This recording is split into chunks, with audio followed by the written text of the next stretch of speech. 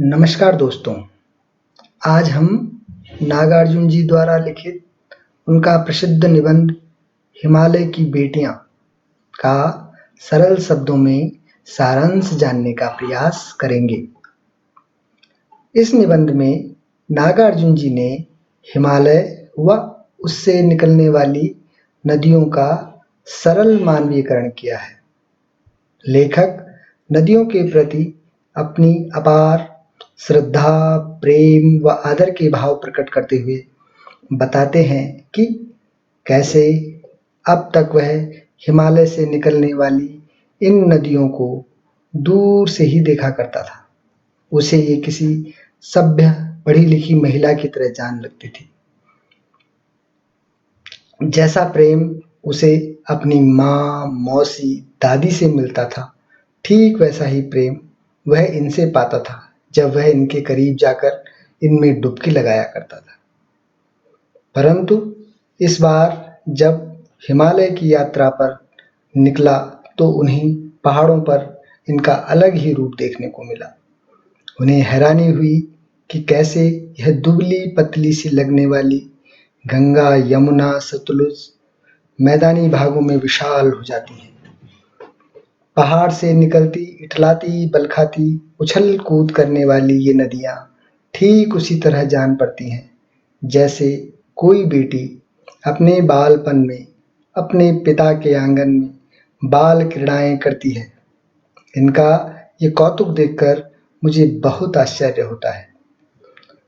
लेखक सोचते हैं कि मुझे भी कभी-कभी यह जानने की उत्सुकता होती है कि इस तीव्र वेग के साथ ये कहाँ भागी जा रही हैं। ये जल्दी इन्हें कहाँ पहुँचने की है। पिता हिमालय के आंगन का प्रेम भी इनके लिए कैसे कम जान पड़ता है, जबकि पिता हिमालय ने इनके लिए गगनचुंबी पर्वत श्रृंखलाएं, छोटे-बड़े पेड़ों से भरी घाटियां, पर्वतों के ऊपर घास के मैदान और हरी-भरी मन मोह लेने वाली पर्वतों की चोटियां का निर्माण किया है। खेलते-खेलते जब ये नीचे मैदानों की तरफ भागती हुई देवदार, चीड़, चिनार, कैदा, कैल के जंगल में पहुँचती हैं, तब शायद इन्हें पीछे छूट चुका अपने पिता हिमालय का घर याद आता होगा। बूढ़े हिमालय का दर्द एक पिता के रूप में शायद उसके अलावा कोई नहीं जानता। उसका संपूर्ण दर्द उसके विराट निरंतर मौन में झलकता है।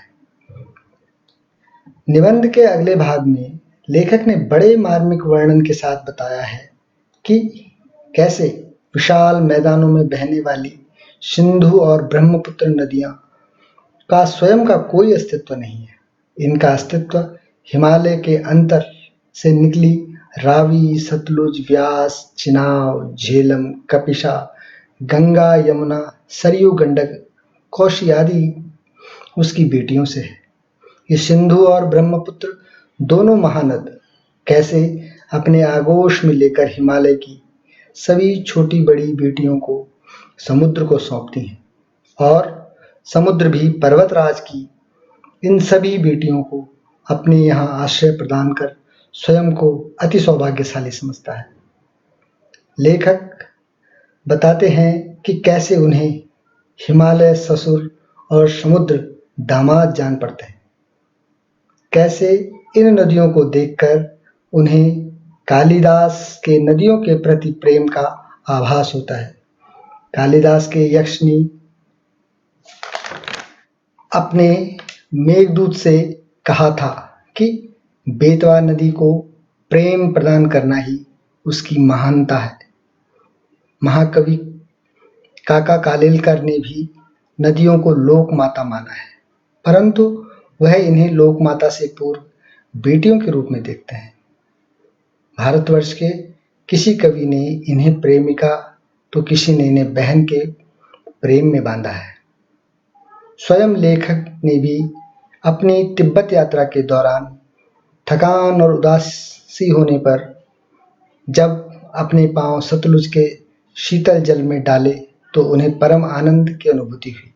उनकी सारी थकान उतर गई। उस दौरान उन्होंने सतलुज नदी को बहन की संज्ञा दी। दोस्तों, मैं आशा करता हूँ आपने नागार्जुन जी द्वारा लिखित हिमालय की बेटियां नामक निबंध को सरलता से जाना व समझा होगा। धन्यवाद।